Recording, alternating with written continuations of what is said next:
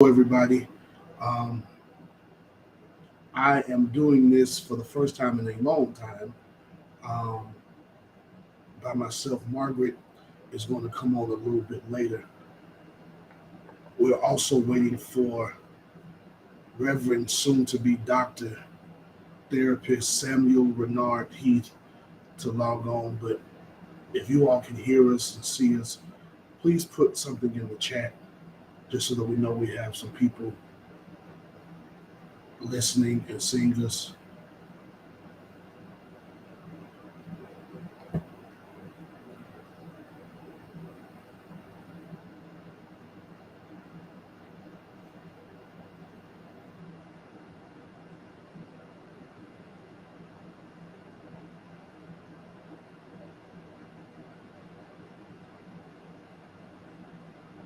I'm checking. Give me a minute, y'all. I'm checking for our guests.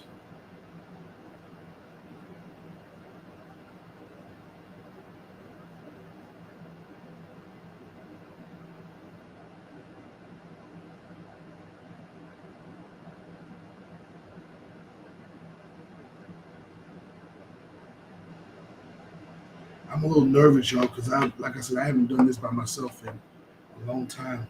And so our subject for today. So Sam says he's here. He's waiting to be added. Um, he's in the studio waiting.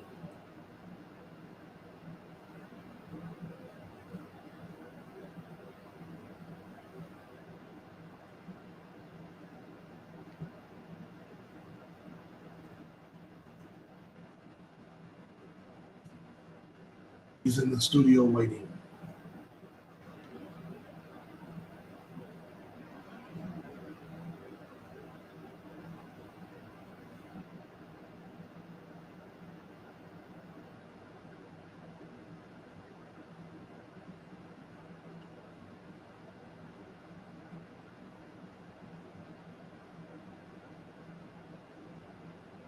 Sorry, y'all. We're trying to get it together. We're having a few technical difficulties, but give us just a few seconds. We're going to get it together.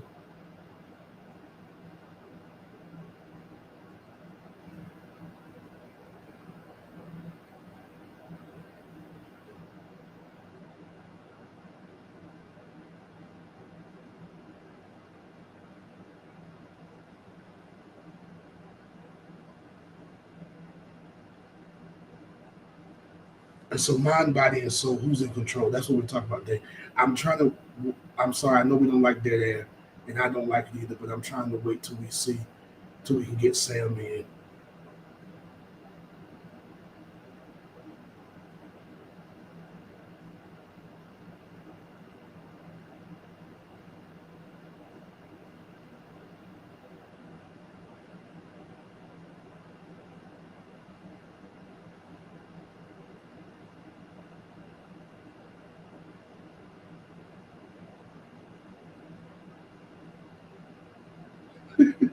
He's sending me pictures, showing me where he's at, y'all. I'm sorry. We're trying to get it together. Give us just a second. We're trying to get it together.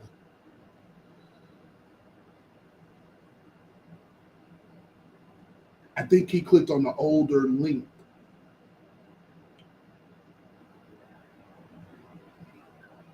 It's the face for me. It's the face for me. Okay, we're gonna get it together, y'all.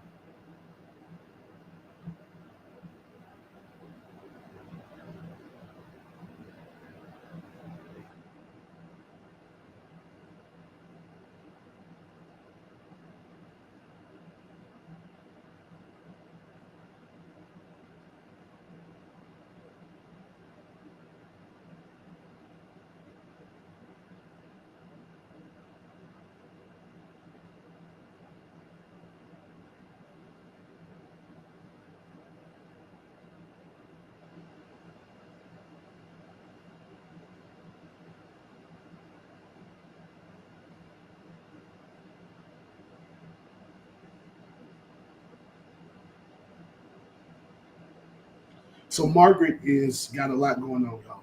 So pray for Margaret Liddell Conley.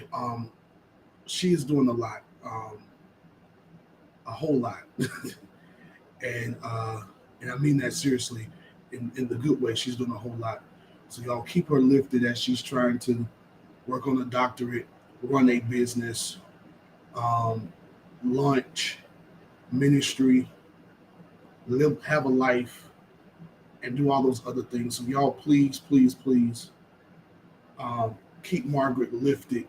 Um, we do this because people have asked us, but I know for her it is definitely a lot of hard work, and so we want to honor that even now. And I don't think she's listening or on right now. So if y'all could, in some way, shoot her some encouragement and some prayers, um, so that she knows I. And there goes Sam. So What he, up, my guy? what's up, man? He is no longer Samuel Renard Heath. He is now the good guy, Samuel Renard Heath. Um, and so, Sam, we thank you. We appreciate you coming on. We My pleasure. are. We were supposed to have you on weeks ago. I think it was June we were supposed to get together, but everything went crazy for everybody. And so, just for the people who are tuning in, we're gonna treat this like the first time. Although people have been asking for you to come back since the very first time we had you, but we're I'm gonna ready. treat it as if this is the first time. So please introduce yourself to everybody. Tell them about yourself, all that good stuff. Okay. Well, I am Samuel Heath. I don't know what's happening right now. Something's going on with this computer and this live stream. I can't see anything. But I'm gonna look at this camera right here. I'm Samuel Heath. I am living currently in North Carolina. Working on a PhD in medical family therapy. Starting year 2 of 3 out here, and really passionate about all things Black people, especially Black and brown bodies, Black men, and Black cisgender, same gender loving men. Yeah, I don't really know. I love Jesus, like really, really love Jesus, and I love the people of God and the people that God created, which includes everybody. And I'm just out here trying to fight to make sure that we're well and being the very best that we can be. Ashe, Ashe. So that's Samuel Heath. I'm gonna let him get started because Sam just has so much, and so we're talking about again bodies. We're talking about this whole idea of narcissism, and so I guess we want to start. I'm just gonna hit it on the head. Let's start with this whole idea of safety for Black bodies as we talk about what happened in Alabama. Um, and then we can switch over and swing over into your area dealing with the cisgender Black men, same gender loving SGL. But I do want us to start there because it is fresh and we're still reeling from this whole Alabama situation where the chair became the star of the show. So uh, the chair became the star of the show. The So chair, start Aquaman. Aquaman. Say it right, Aquaman. There we go. You know what I mean? Yeah. The beauty of Black folks and the unlimited potential that we absolutely have when we actually work together. Um, is amazing, and without I think the need to be anything else, it is a threat because we can do it so well. So it was, I think for me and probably most people, it was just the beauty of just seeing us collectively stand together in a Mhm. way that not only said that we are here, but in a way that we are protecting another and we are refusing to allow white supremacy, systemic racism to go any further in this very moment, because many of us know, had the folks not showed up, had we not been present with the chair, had we not been, and I should put a caveat in here, sometimes when we step into that space, we don't think about who's getting hit with the chair. So shout out to my Black man, to the elder who went to swinging and hitting anybody in sight, because when you tap into that space, you don't start thinking logically, right? You emotionally taking over and you start taking out anybody that appears to be a threat. And unfortunately, white lady appeared to be a threat, so she got hit too. Yeah. So I think it's important to make sure that we highlight that to our elder who hit everybody, not in no relation to thinking about gender, that I understand why he did it, right? Mhm. Because the brain, the way the brain functions, logical emotion, when emotion takes over, there's no logic happening, right? So, Yeah. Black King, I see you, I love you, and I respect you. If nobody else tells you that we appreciate you, I need him to know that we appreciate him as well. Um, I was thinking about this ideal of narcissism in terms of bodies, and one of the things that came to mind for me was we got to be real careful with these terms and these labels. I started just processing narcissism because number one, narcissism is a clinical diagnosis, right? So when we Sure. start referring to people as narcissists, right, we are almost saying that, that clinically you could be seen or treated for who you are or what you got going on, right? Because it's a personality disorder. Mhm. So I think that's important because what happens with mental health is we start attaching ourselves to the things that are popular, right? Everybody's toxic, everybody's depressed. And that may not be the case. I'm really, really intentional with my clients that they understand one, that you are human. And because you are human, you're allowed to have human expressions and human moments, right? Which includes sadness, which includes frustration, which includes fatigue and not feeling like it. And just because you are having those moments does not mean you are depressed, right? So just because a person may have some form or some traits of narcissism, doesn't necessarily mean that they are narcissists, right? It may be a something for us to pause and be like, bro, what's happening here? But we want to be careful not to say that everybody's a narcissist. Otherwise, we do the same thing that most white folks in this field have been doing to black bodies for the long. We label people as things just because it don't look good to us, Right, right, right. and we don't want to do that. So that's one of the things that came to mind for me because I mean, work. I just want to put in the caveat. Last week we went on unexpectedly. You were supposed to be our first show, but last week we went on unexpectedly, and we listed I believe it's 9 characteristics from the DS5, M5, DSM-5, and we listed of what it would take to be classified. And I think we came up with it. And I think Margaret helped us to understand this that you're going deeper into right now. So I want to give this in full understanding to those who are watching that we did talk about this on last week. So if you missed it, go back last week and look when we discussed those 9 characteristics. And then Margaret said, in order to be officially diagnosed, as you have to meet 5. absolutely. So me and her had a conversation offline. I ain't gonna talk about that. I'll tell you about that later, Sam. But it had me a little nervous, had me a little shook when we started talking about these characteristics. So I hear you, and I do agree with you that we have to be careful in assigning something to somebody that is a clinical diagnosis. Absolutely. And so we have to be careful from that. But I do think that when we talk about it, I think from the perspective that Margaret and I had, and I'm gonna shut up and let you get right back into it. We were talking about narcissistic as that defined by the DSM-5, and how America and how what we're seeing in America in dealing with black bodies and dealing with minority bodies and dealing with same gender loving bodies and dealing with marginalized bodies, how does that affect us? How does the narcissism of America affect those bodies? And so, and the stress that that puts on it. And of course, we do still want to overlay or underlay, depending on how we do it, a theological aspect to that. But yes, that's what I want to just make sure we give that caveat to everybody who's watching so they understand that we're just not out here using words willy-nilly, but that we have, I'm not a clinician at all, but we have 2 clinicians that have been on here that are helping us. That is Sam, and that is the guru, who is Martin Conley, who never tells y'all how well respected in counseling and therapy and all of that she is. Like, Margaret really is that chick. And so people are quoting her stuff. Some of y'all preachers are stealing her stuff and quoting it in your sermons and repreaching her stuff that she is giving y'all. I won't call names because she will get mad because she's trying to launch this conference, and I don't want her to get mad at me.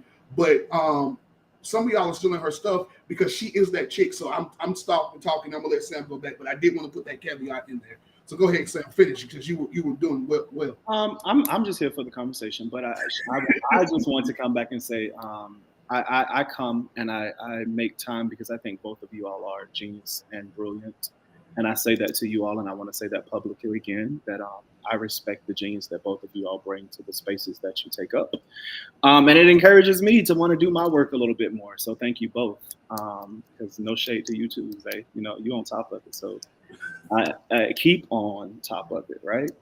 Now, when we start talking about America, America has a problem, right? We the Renaissance is the Renaissance for a reason, but I think for me, if we especially start thinking about this language in a metaphorical lens, one of the things that get me about narcissism is this lack of empathy. It is a lack of care for anybody besides oneself. And I think that is the crux in the history of America, right? The very soul of what America represents is a lack of care for anybody, which is why we can colonize, which is why we can take folks' land, which is why we can show favoritism to certain people and not to all people, which is why we can have things like the privileged minority as a means to make other minorities look bad, right? America's lack of empathy for anybody besides their own interest is number one. Number two, for me, we got to think about control. And I don't know who the hell told us that even when it comes to our faith and religion, that we have the right to control anyone. Because we don't, right? At the end of the day, Jesus was a perfect gentleman. Jesus wasn't out here trying to make nobody take anybody. Jesus was like, go and offer. But you can't force this thing, right? And I think at some point we've confused the two, where we feel like we got to force it as opposed to just being a representation of offering, right? When we stand for the benediction, we open our hands for a reason, right? It is to receive the blessing. But at some point, we started allowing colonism to take over our minds, where we feel like we can force something down somebody else's throat.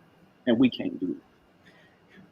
Jesus even says, he sends the disciples out 2 by 2. And he says, take your cloak, take no more than what you need. Mm-hmm. Go out. And if they don't receive you, shake the dust off your feet and keep on going.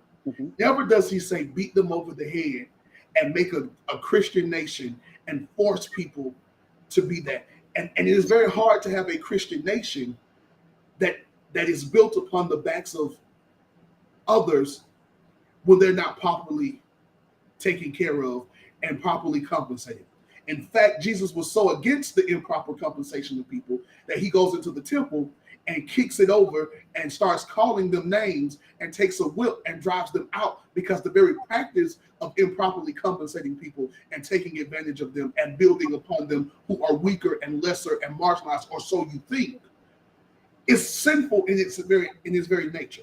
So you can't be a Christian nation built upon that when you haven't repented from that and offered to repay and recoup to those who you've taken advantage of. So you're 100% on, in my opinion. I think you went on, but go ahead on, because I saw you about to say something. I don't want to cut you off. I want this. No, I appreciate that moment, because I also think that listening to you say that, I think a part of our problem, especially as Black people and Black leaders in terms of the institution of faith, is the inability to listen. And I think if we're going to use the metaphor of narcissism, then I think anybody who isn't capable of listening from a very humble and servant position, right, you might need to check if narcissism is running or connected to who you are. Because the calling has to be first to listen, right? For us, we like to think that the calling is first to speak, which is why people can't receive us, right? Because you're automatically assuming that we know, assuming we have the answers. That's white folk stuff, where we assume we can come to wherever you are and tell you what you need to know, tell you how you need to function, without first recognizing that who you are, right? In my space, we often talk about being patient-centered, right? Yeah. Patient-centered is to pause and to recognize that people are people, right? They are the experts of where they come from. They are the experts of the lives that they live. And we don't get the right to just go out and tell them what they should be doing, right? I got in trouble. Me and my group got in trouble when I was getting this Masters of Marriage and Family Therapy, because we decided to tell the white man, or to ask the white man who was presenting, what made you decide to come over here where the Black folks were to tell us what we needed to do, as opposed to staying over there with the white folks who you knew were the problematic ones creating the systematic oppression, who needed to be confronted and held accountable. But instead of staying over there, you came over here to tell us what you think we need to do. Right? And that's because we want to attack everybody but the spaces in which we come from, which first calls us to handle ourselves, right? Am I able to stop and listen to receive what somebody else has to offer? Or am I the only expert? Am I the only genius? Am I the only one who is capable of being right in the space? And if that is the position that we come from, then narcissism might be the space that you're taking up. So the inability to listen, the inability to process others' emotions and others' needs and others' desire could be coming and stemming out of your inability to handle yourself, and you just may be operating in narcissism, is what I'm hearing you say. Absolutely. right? And because what undergirds narcissism is a lack of love. And what we like to think of is because because I confuse love and admiration, right? So I got to go over here and tell you what you need so that you can look up to me, and somehow that's going to make me feel valued. No, baby, that's a false sense of safety, a false sense of Yeah. security. And there's something else that's lacking. And the reason why we can't listen, the reason why we can't process is because it threatens our position. So in actuality, what we're seeing is the opposite of love, which is pride.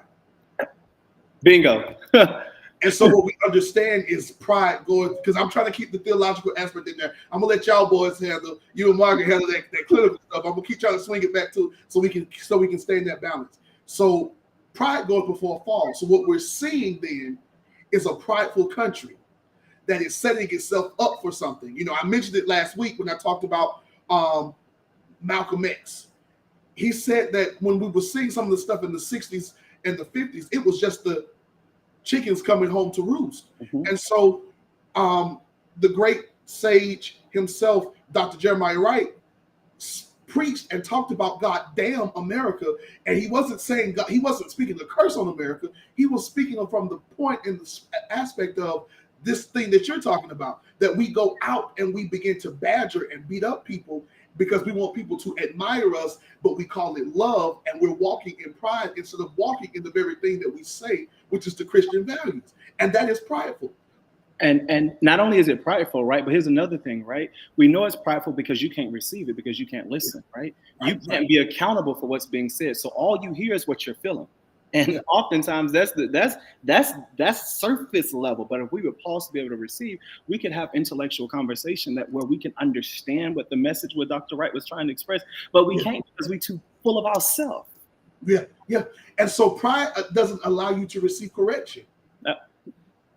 And so because you can't receive correction, you cannot go forward. You know, train up a child in the way they should go, and when they're old, they will not depart from it. It's the act of correction. It's not necessarily beating them with the rod, as we like to say. It is again pushing and correcting and pruning, because in fact that's what Jesus really does, is that Jesus prunes. If we're gonna go back to the Bible and talk about Jesus being this, that's the wrong era. The spirit of error that we're talking about is ERROR. And so when we operate in this spirit of error, we begin to realize or fail to realize that we need to be corrected. And so one of the hardest things for me growing up was being corrected, because I thought I knew it. But now I don't mind correction. It's just how you do it. And that's a whole nother conversation. I don't mind. Y'all, me and Sam have been friends, boys. I guess I should just say colleagues. I don't want to assume that we friends. Please stop it. We've been boys for about 10 years now. You know, relatively speaking. And Sam will straight check you. You can't be Sam's friend and not get checked. Like, Sam will walk past you with a smile, and he will say, "What you said, bro, that was incorrect. Love you," and keep it pushing. You either receive it or you don't. And I say that to say is that when you have people around, you have to have people around you if you want to grow, so that you can be checked and corrected. And it's the way you do it. Sam is not about to spend a lot of time, and he's not going to break you, and he's not going to do it publicly unless you push him. But he will.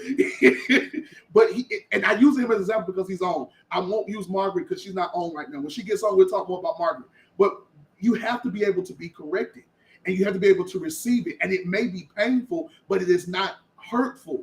It is done to correct. And I think America has felt to do that because we have a disconnect with our own parent.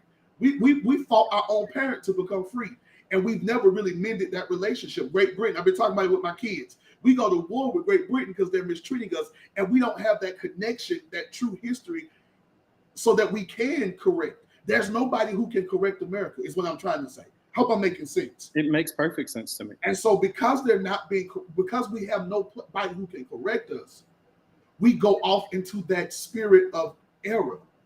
And we like to think that correction is based upon position, right? So yes, you can't correct me, which is narcissism. You can't correct me if you're not on the same level, if you're not in the same playing field as me. as opposed to understanding that that's not how this life or how this world works, right? If we really want to be able to touch and be intentional about the lives in which we want to work with, then anybody should be able to approach us and be like, hey, I'm sorry you offended me, or this was incorrect. And it not be received from a place of, I'm better than you, so you don't get the right to speak to me about something else, right? The space of position and what one has, how we value things, is also has to be a part of the conversation, right? Because that's what it's lacked in. It's lacked in capitalism, right? Uh, I'm agreeing with you. Keep going. No, I'm just saying, yeah.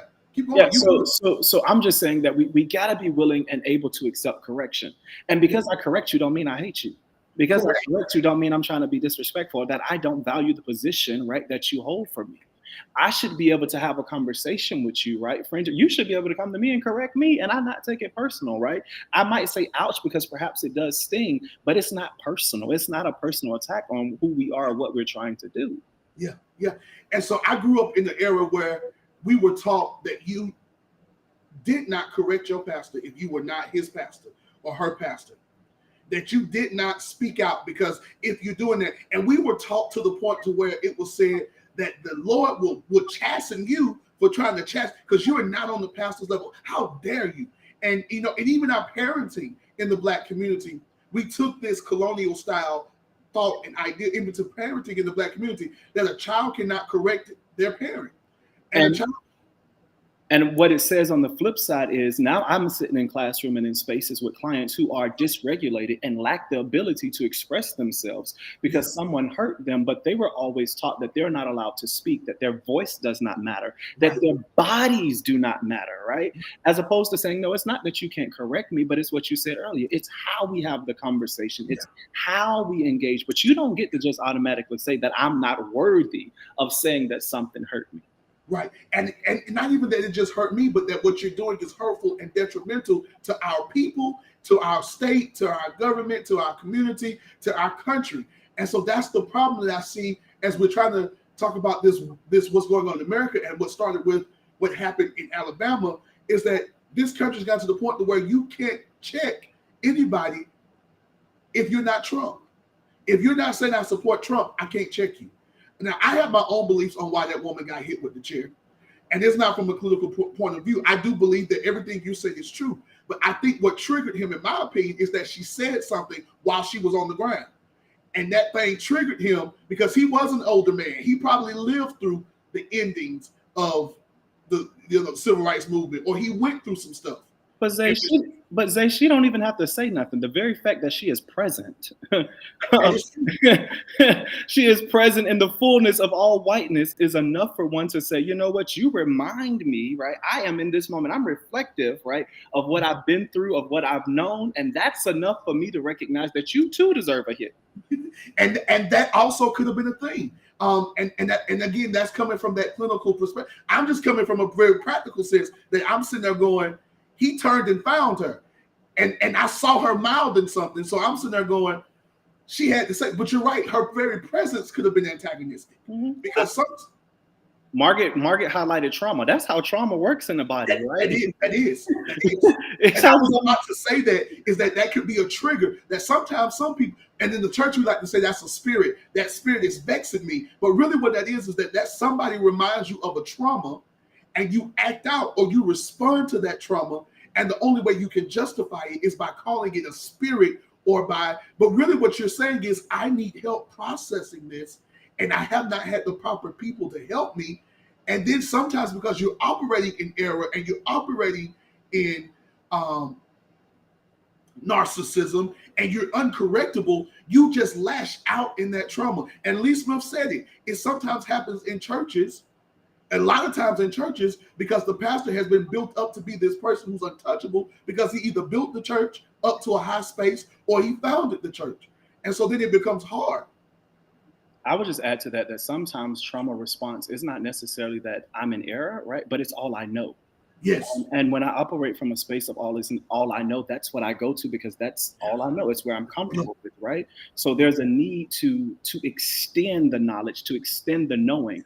But when we take away the voice, right? When we make it seem like only one person in the space has a right to speak up, has a right to correct, then I never get to go beyond responding from trauma, right? So I Right. Right. always operate from a place of being emotionally heightened, the spirit, Yeah.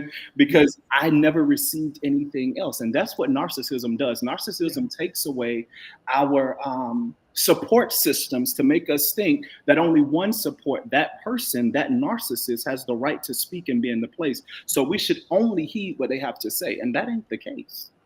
That's not, and it takes a very balanced person to operate in a leadership position, especially within the church, and not begin to move and operate in a narcissistic place. And here why I say that is because typically when you become the pastor, the bishop, the elder, the regional elder, the superintendent, whatever your title is, you become the face or the voice of God to a lot of people.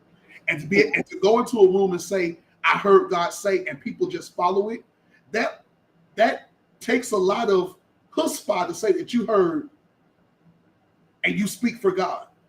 And that leads us to that space that you're talking about. I think, am I making sense? I hope I didn't lose you. You make perfect sense, but I'm wondering what is the level of accountability where one can be gifted and be the voice of God without making others feel like that their voice does not matter, or that the God that they embody is not just as important and worth being respected and valued.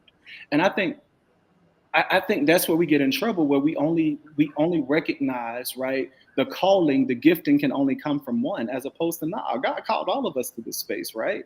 Yeah. And there's something so, and I don't know, I hear us with this pastor and summer call, all of these things, but I think But there's a cost to the yes, greatness, and we ought to be able to manage that cost without making others feel like they're lesser than or unworthy. but I think you hit the nail on the head earlier when you said we buy into capitalism and colonialism. And we have brought those two deadly C's into the church. Hey, Margaret. She came in with this face, that's why I started laughing. She all beat up and hair done, and then she had this look like she about to do something, like she about to come in. We can't hear you. You muted. We can't hear you. We can't hear you, Margaret. You muted. Margaret, you muted. We can't hear you. While we're figuring out what's happening with Margaret, I want to highlight someone said in this comment, which was, I think it's Lee Smith, the ability to correct is not the paradigm in most Black churches without a Yes. system of accountability, especially those owned and funded by the preacher. Yeah. And I just want to highlight that, but I agree, right? But I also go back to the fact that even the need to create a system of accountability is still white folk stuff to me, right? Yeah. This idea that and Lee, I don't want to mess up what you're trying to say here. I'm just literally reading off of what I see and trying to develop my own thoughts around it. Marky, you unmuted yet? Nope, we still can't No, hear you you. still muted. Still can't hear you. I just wonder, Lee, why is it that we need this system of accountability, right? What's going to take us to a place where we don't need systems of accountability to help us understand that we should be able to engage each other from a stance or a position of correction Mhm. without the systems per se. Yeah. Again, I'm gonna keep, and I know I'm being a dead dog, but it's the it is the capitalism Mhm. and the colonialism that we have this thing, and I'm agreeing with Lee. I think everything he's saying is correct, but I think the need for the system is based on this idea, and he hit the nail on the head again because we go to his next comment. He said it's from the fact that some of these people tried to be corporate, capitalism and colonialism, and they failed, and because they And then they failed, want to say that church is not a business, right? Ooh, right? it's not a business, but that's the structure that we put in Yeah, place. yeah. And the most successful churches are run like a corporation. I'm not going to call any names because, again, I know Margaret got this whole thing going. But think about some of the best or the biggest or the most what we consider to be successful, which is a whole other conversation on why big makes success. That we consider because, and they are run like corporations. They have CEOs, CFOs, and you need those things from the political and governmental aspect. You have to have those things on paper. I've incorporated the church before. I've started. You got to do that, but we bring that mentality even into how we minister to people because we're stuck in that space.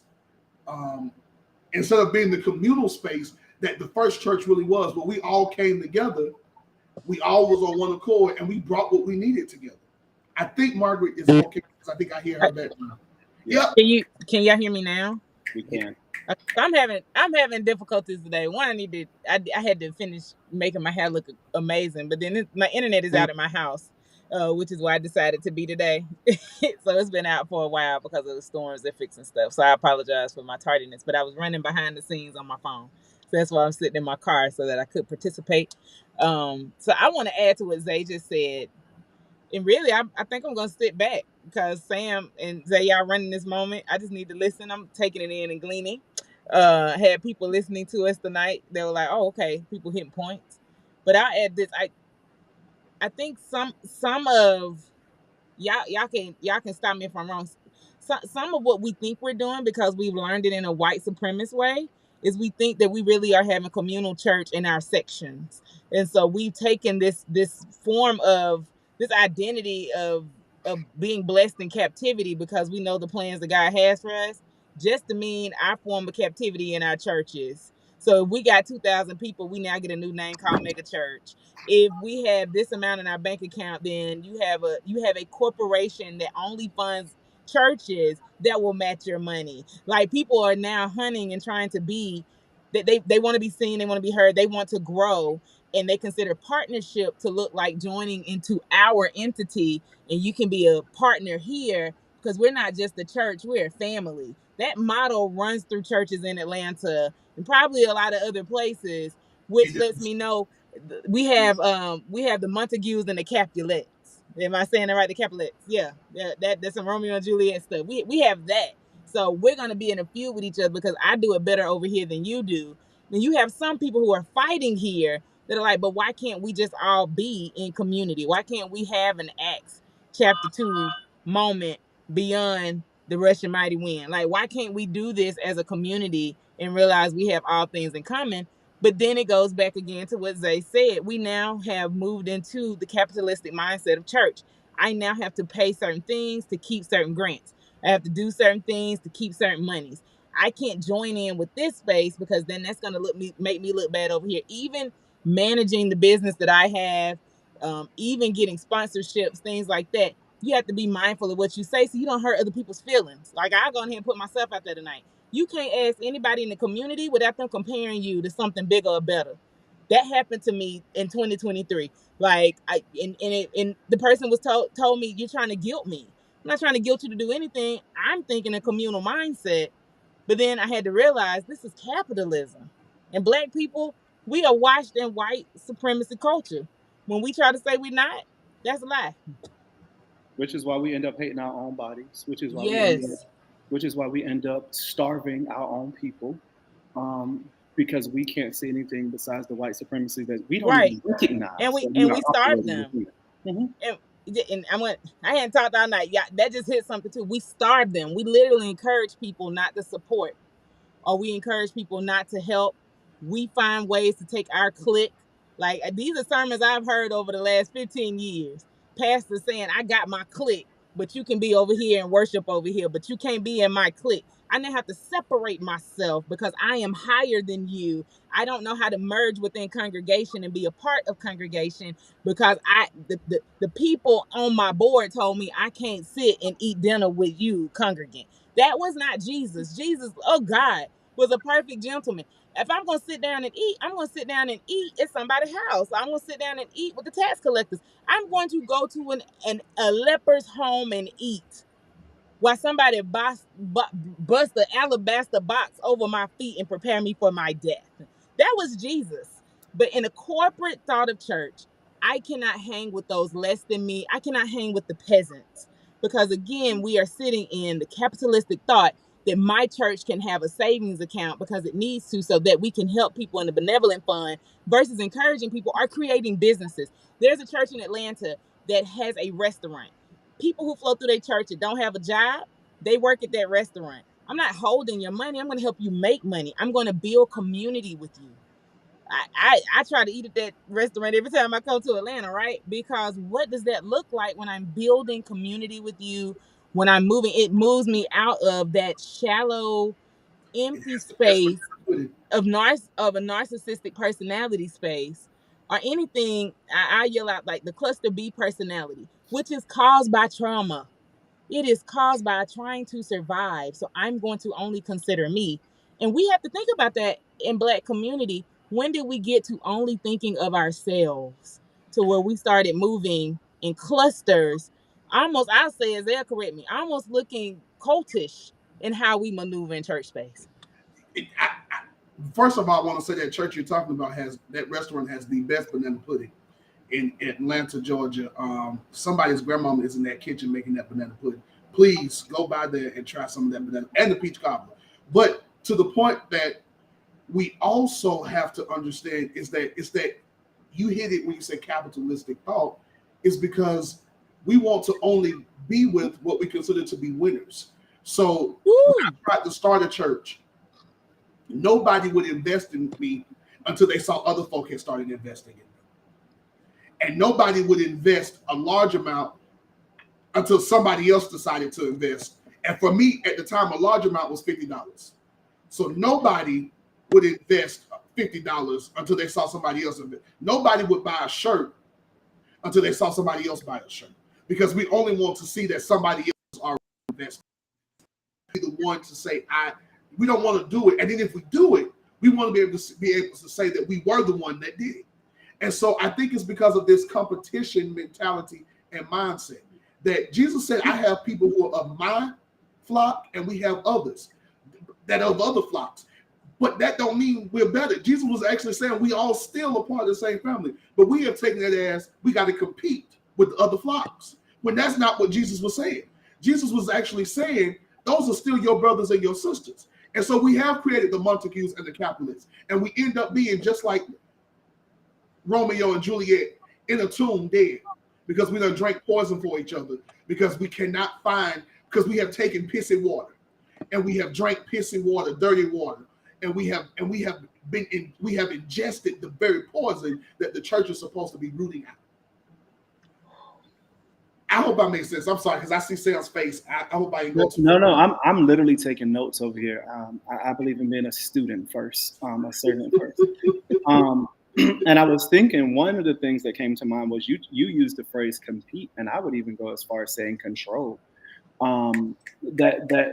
We've got to the system nowadays is I need to control those who I feel to be a partner or someone who I respect enough to feel like I give them the same type of latitude and space that I give myself, which means that others don't have that right. So not everybody gets the same value, right? So I remember having a conversation with one of my professors and just asking her, like, what's the value here, right? How much do we value people and the people that we serve?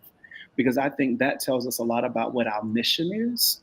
Um, Thinking about Margaret and raising up all these things about Christianity, but for me, I feel like in these days, Christianity is more of a position and a look as opposed to a lifestyle, as opposed to a heart position, right?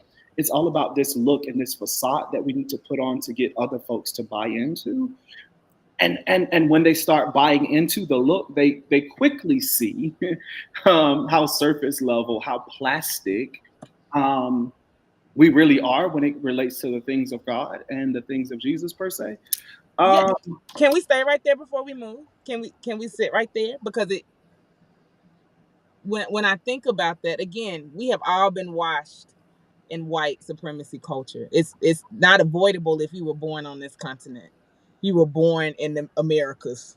You've been hit by this, right? So how how can we move? Because Christianity is a power play. It is literally status and role. And Christianity in itself will teach you or talk you out of working in your own personal power or your birthright. It will take you away from that use of your own personal power because we have to walk the same. We have to be the same. Again, I've been in church for a long time. I'm 42.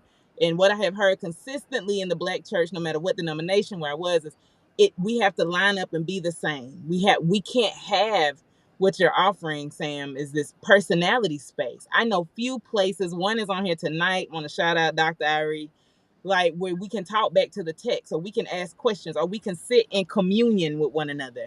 So how can we maneuver? Because what I understand Christianity to be, and what I understand church space to be, because again, built on white supremacy culture. I'm not saying black church is a white supremacist. I'm saying it's built on the culture of that. We have to have hierarchy. I'm shooting to be a bishop. I'm taking even the text out of context. Those who want to be bishop desire it. That's in Timothy. Like I have to shoot to be an apostle because that's the top of the chain in Ephesians when nothing is there. Like how do we maneuver back? Because I don't want to rush away from that. I should have gave my caveat that I don't apologize for my position or what I say and how I feel. I try to honor the spirit within me. I don't think anybody cares. But I think I think the first thing is we got to stop giving so much thought. Matter of fact, I'm gonna just say how I feel it. I don't really give a damn about the bishop or the positions that we run after so much these days. And I also don't think the people care anymore, right? I think the first step is we got to go back and check what is our calling and what's our why. Why am I doing this from the first place? And for me, you can keep your titles. I don't need your title to be relevant. I really believe that when the text talked about him knowing my name, he will know my name, right? And that probably goes beyond even just the name my mama gave me of Samuel, right? That's probably something that exceeds the understanding that I have and the ability to interpret the text, right? That's good, sir. That's so good. We got to go to a space where we don't wrap ourselves up in positions and power, right? But if all I got is the sidewalk, then I believe that the God I serve is big enough to take me and my name wherever this sidewalk needs to go so that I can touch whoever I need to touch. But we've become so consumed with titles and positions, and I don't think God gives a damn about any of that. Jesus was never a bishop or an apostle. Or a Christian, but I mean, what are we talking about? Yeah, he was just Jesus. And then they started calling him the Messiah when he performed miracles that no other could do. I think we have missed I think the church has missed it. We, instead of performing miracles, we giving out titles. And I can respect you. Regardless of what your title is, right? Respect shouldn't be based upon a title or a position. Yeah. I'll never forget one of my first jobs. I am really, really big. And if I go in certain spaces, because Margaret, you say you're 42, I'm 36, right? When I worked in certain spaces, I'm not calling everybody Mr. and Mrs. because I understand that sometimes that comes with this false idea that I owe you something, right? So you think I need to run and be the do boy to get everything from the printer because you are the elder in this space. No, at some point we become equals. And even with you being my equal in this workspace, that doesn't mean that I can't respect who you are, respect the fact that you are elder without you using me or abusing the fact that I too deserve to be seen and respected and valued in this space. And that's the problem, Sam, is that we have this power dynamic that is imbalanced because we're so busy worrying about titles because the title gives us clout and position over others that we can lord it. Now, I'm just the opposite. I go in always saying, yes, sir, yes, ma'am. But there is for me a boundary that just because I called you sir and ma'am don't mean that you're going to take advantage of me. Just because I say yes and I'll do what you ask me, there is a line. There is a line of demarcation. There is a line. And so when we create those boundaries and those lines, then we have to be willing to stand behind it, as they say, 10 toes deep.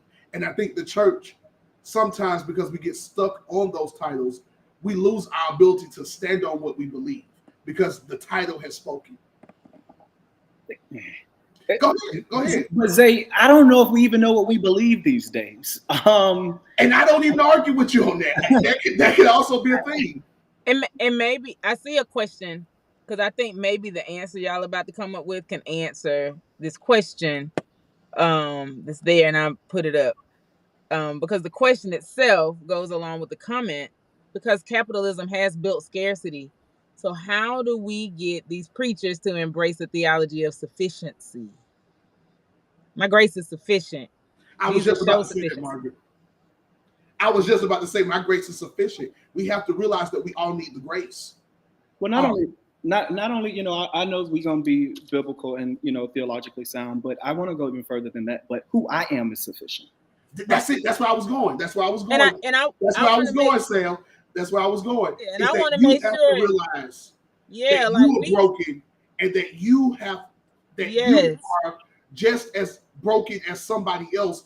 You were just able to be used because of the grace. And so because of that grace, your brokenness is no longer now an issue, but it is a place of ministry. It is a right. place of community. Because in that brokenness, because y'all know I'm gonna be churchy. I can't help it. I ain't like y'all. But But Zay, there is value even in the brokenness. that's what I'm It's value saying. that because We I are saying the same thing. Because when Jesus was broken, it was only when he was broken that he was able to be who he was. When we talk about the communion, it is in that brokenness. So I am learning to embrace my brokenness. so can I And as say I do that, I get better at being able to draw those boundaries for me and to be sufficient. maybe that theology of sufficiency, based upon what y'all said, is I need to see myself as a sacred text, Yes, and that is that's how what we I'm saying. I that think is that's what how you're we move saying. toward that. Because again, when we're in systems, when we're in systems, and I'm trying to move through the ranks of the system, I don't know if I know how to see myself as sacred text because I'm just trying to get my next role in position. That's where my mind is now telling me that's where my power sits.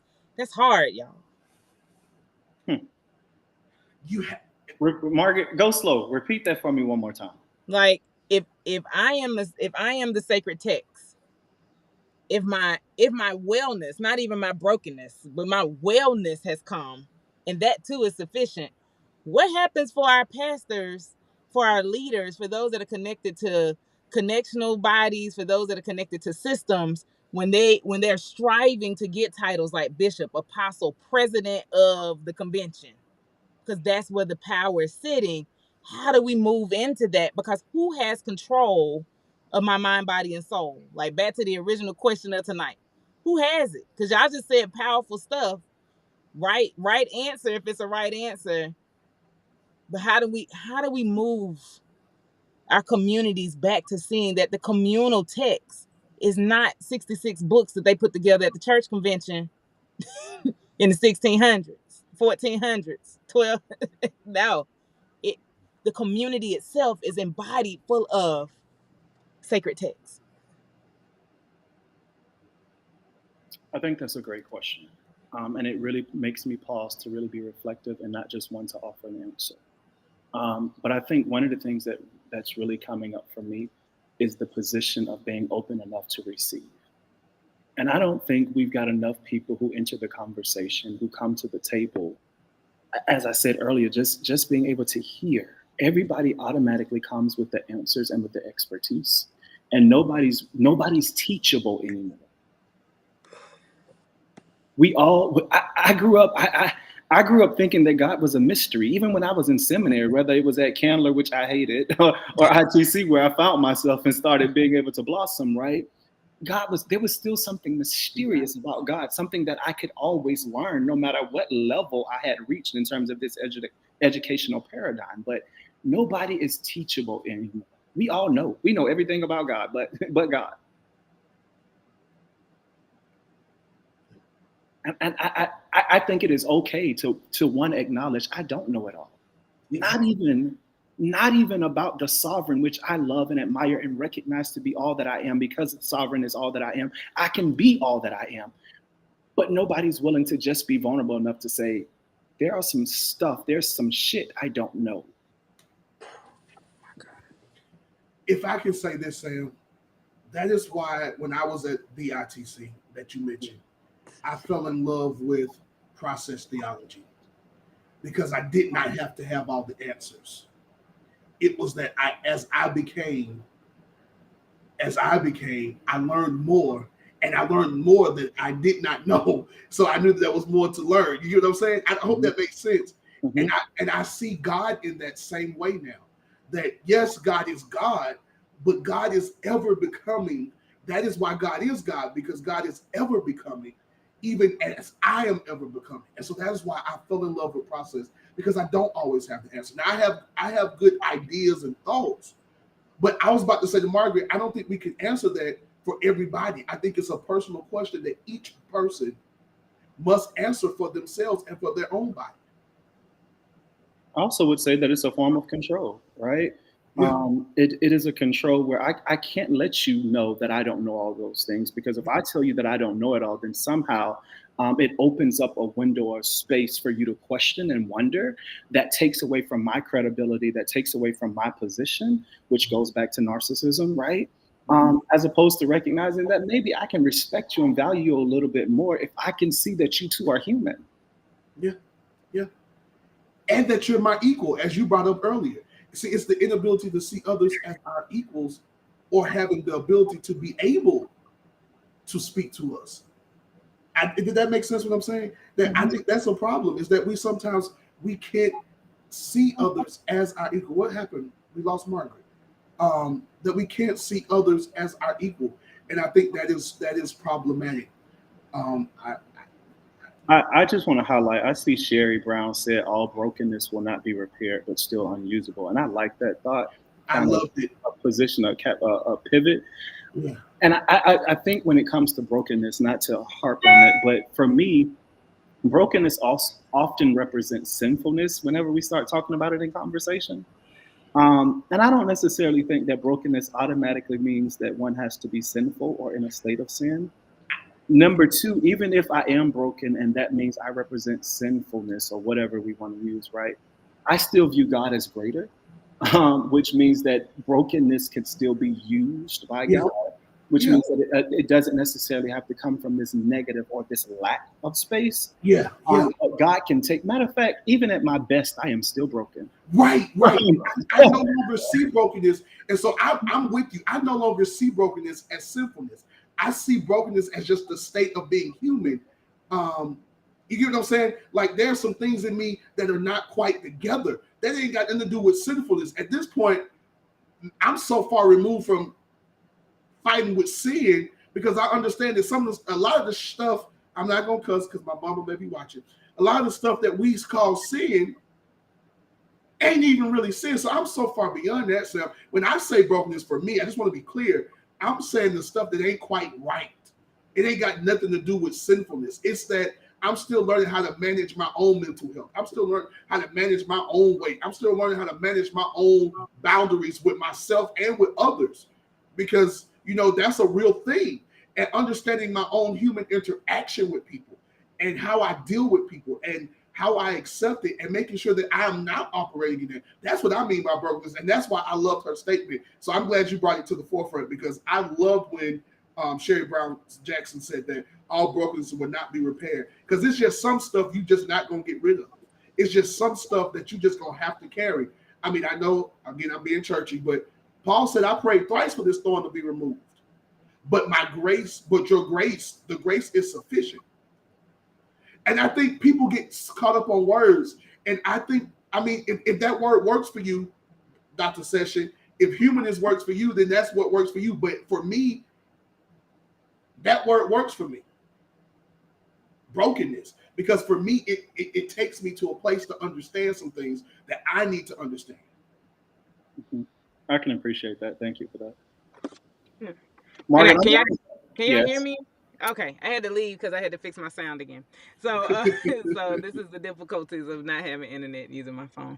I I want to offer that that we as black embodied people. I choose not to use African American because there are people who watch us from all over the world. I found that out, and they might be African American. They may be from continent, and they might have received that citizenship.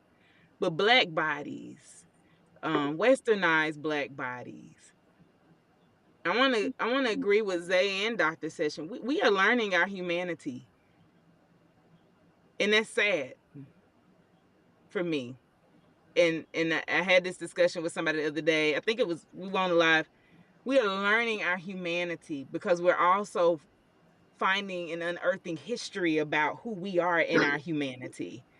Like less than 150 years ago, black bodies were hung for sport and cooked to eat like deer. I live in the woods, so you see a deer up during deer season. They done sliced it open. They cutting it up for ribs, whatever you can eat.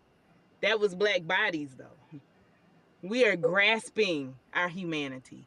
So some of us are really, through epigenetic look, through what's in our DNA, are grasping, I'm human. We are really, I used to work in addictions and recovery. And one of my favorite activities was in the 90th day, we would go outside and have a session. And the first exercise we would do would be for them to smell. It would be for them to touch something. It would be for them to see. It would be for them to taste.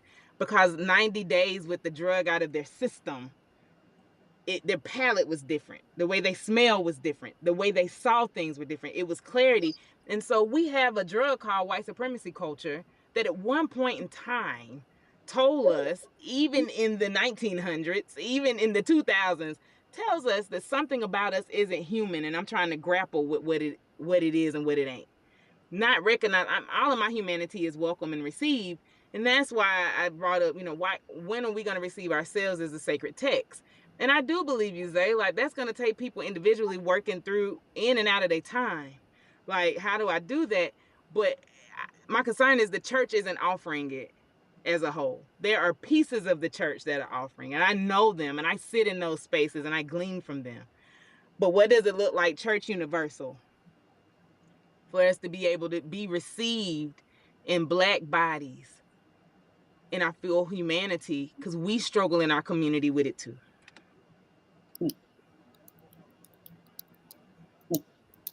Like, we in our own churches will put a bit in somebody's mouth and control them with title, money, finances. Yeah. And I'm throwing it out there. I could think and ponder the night I get to ask questions live. Whose responsibility is it for for me to at some point recognize the autonomy that I embody, um, my rightful place, the gifting that I have? Because I hear your question, Margaret, and I'm literally chewing and trying to sit with it, right? Like it is bothering me. um, but whose responsibility is it? Because I don't know if the church, the leaders that we have, um, are going to do it. So if I'm sitting in a space that does not represent some of the spaces that you are blessed to sit within, how do I motivate myself to go and get it? Because somebody isn't giving it to me. I don't know if that makes sense, but for me, it's It makes all the sense. I think it does. And I think this is where the wrestle is tonight. Mm-hmm. Like, the conversation is great. This is what we do when we are sitting here lifting and mending at the same time. Because this does leave everyone who's watching and who will watch this replay with a ponder. Because healing was, for me, it was the children's bread in black community. It was like, I watched my little community heal. Like, if somebody got hurt, somebody did something. If somebody passed away, everybody brought food.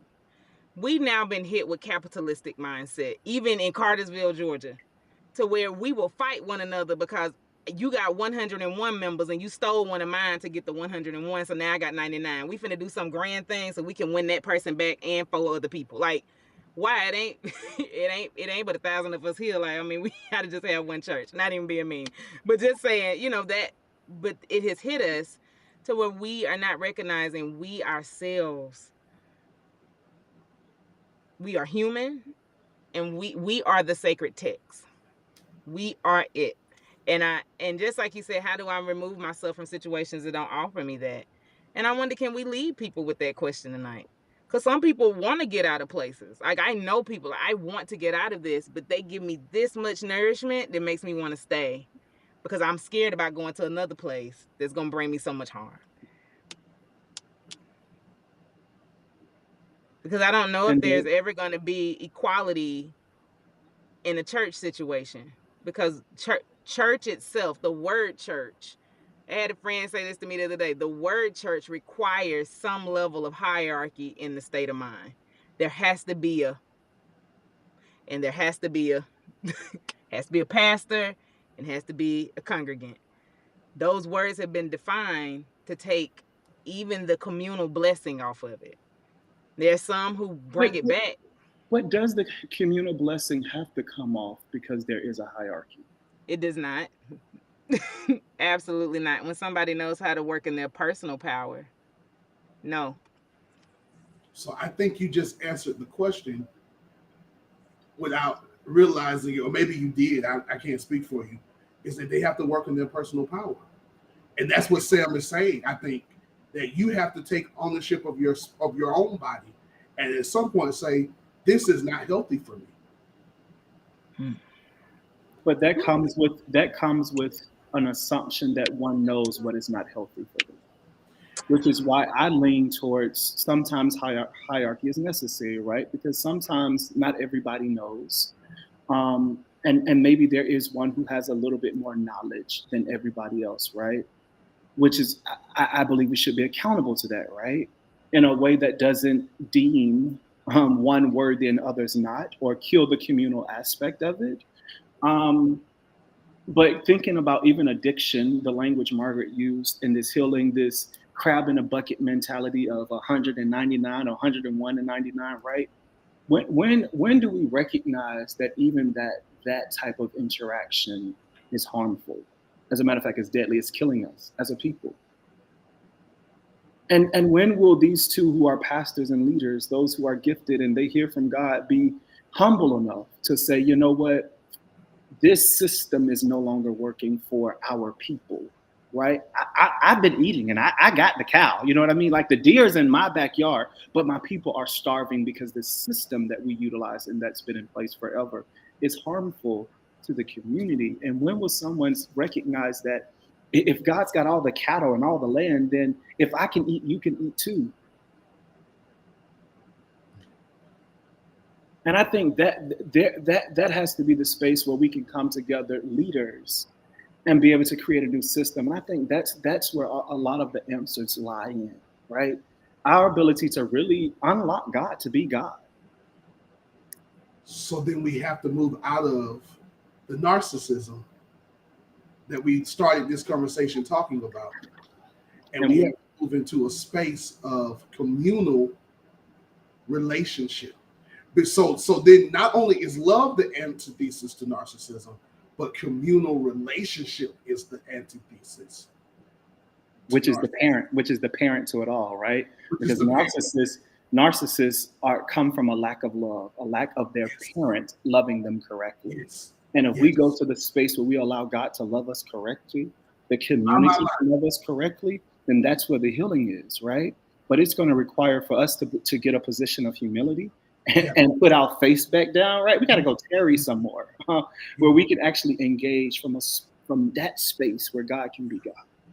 And so God can be God and we can be human. See, I think that's the problem, is that too many pastors are trying to be God and not let God be God, but let God be God and we be human. Then we can see this slide or this progression from this narcissistic thought and behavior and diagnosis into one that is more healed and is more communal. Because I understand, I'm gonna keep saying it, I'm not a clinician. So don't y'all take and say they said nothing about no. I ain't a clinician, but what I am is a theologian and a history buff, a historian, and I really think that we have to get back to this communal space, because Jesus could have been narcissistic. Jesus could have been arrogant. He could have been, but he based himself in community to the point to where everything he did was about how it's going to affect the next person who was around. And so I don't know who this is, Arvell Jose, but that's it. That is the perfect word, interdependence.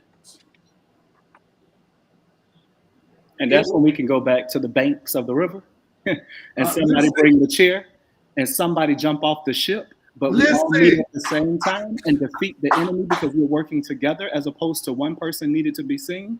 Because if it was only one person that needed to be seen, somebody would have been dead. But we come out as victors because we work together and we Yes. function as a Yes. unit where we recognize our ability to lean and depend. We so in sync. As a matter of fact, you talking about spirit, right? Brother, come out the water. We march down together because we are so in sync with who we are and the spirit that lies within that can't shit stop us. When we tap into that. So as the kids like to say, we got to tap in. No cap. No cap. Mhm. Oh God. Oh God. Man, y'all Man, always make me go back and think and want to go pick up more books. So thank y'all for your brilliance and just the moment of just being able to reflect and wanting to be better, not just for me, but for the people that I represent. and we're honored, Sam. I know we're coming to a close because normally we give y'all 1 hour. But y'all got probably extra 15 minutes by the time we do these closes, cause you got Baptists and Methodists and whatever else we are here, Baptist. We're gonna do closes real good. But we are thankful for you, Sam. And we're leaving y'all in a space of ponder and wonder.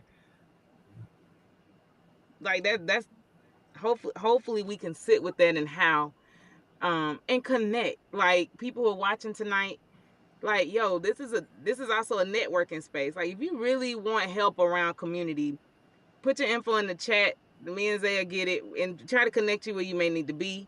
If you have something to offer around it, put it in so that the brothers and sisters can see it, the siblings can see it and know how to connect, because there are people who are looking for a community, not not a cult feel.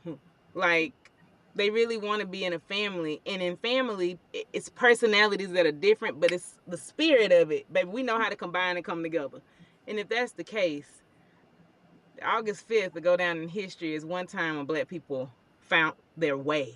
Like it was not against each other. I know what I'm here for, and I know what this fight is. And as we grow into this space of cleaning our full understanding of our human state, because some of us have not, and that's no shame on anybody who hasn't. This is where we live, right? This is where we live. Then we know that there are people in the world who can say, "No, let me show you. You can see God in me. Now be that I'll be. If I'm made in the image of God, then I got a right to say that too. I am that I am." I am that I am, or I will become that which I will become. Yeah. I have nothing else to say that is anything deep or spiritual or anything like that. I just do want to say this. I want to say thank you to Margaret for this space. I want to thank you to Sam. I'm trying to hold it together because I don't know why I'm feeling overcome with emotion right now. And so I'm about to like get off of this thing because I'm about to I feel it and I don't know why. I don't know what is happening right now. So I'm just gonna say this. Sam, I love you, brother. And that's how I'm gonna say that.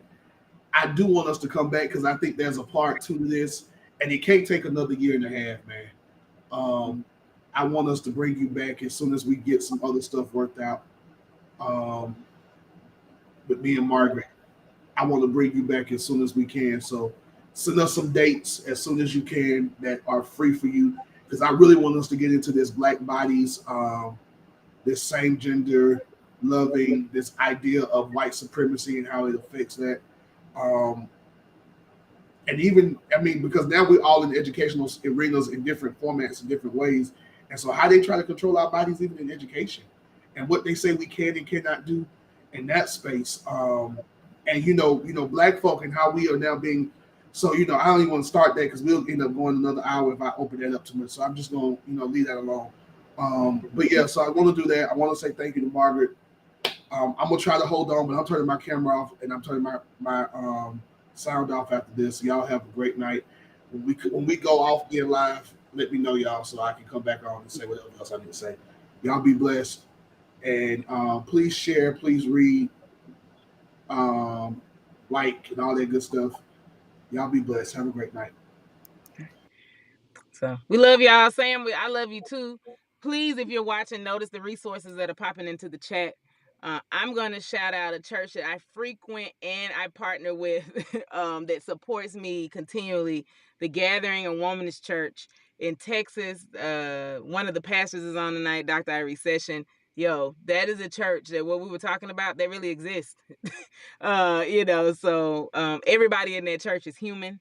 And Sam, when you said, can it exist? Yeah, it can. So pastor, congregant, means nothing. It means I'm a human. So please join. She put her information in the chat. There are others who will probably drop their information. If you need anything, please contact myself or Xavier. Sam can give that offering if he'd like. If Sam, you have any other words, please say them. And then after that, we're going to close out. Be blessed. This is our welcome back. Y'all see us every other week because I think Zay mentioned I am working on a doctoral degree, so I had to be mindful of that. And so Sam, can you take us out? Sure. My social media says that I'm the good guy, the boy from the hood out here trying to make sure we all good, baby. So if there's an offering that needs to be given, there it is. I exist because we exist. So anywhere I am, you can always tag me and we can have the conversation. Shout out to my mama, my daddy, my grandma, to the hood that allows me to be the person that I am and to sit in the ivory towers to have the conversations that I have and to make sure though these folks know that I am one of us and I speak from a place of experience because the hood taught me lessons the academy never can. I love us for real, and grace and peace. All right. Love you all. Y'all see us in 2 weeks. We appreciate you. We love you. Thank you. Thank you. Thank you. As I always say, stay on the men, but y'all already know that these are lift moments on the men. We'll see y'all in 2 weeks. So much gratitude to our family and our community that joins us live.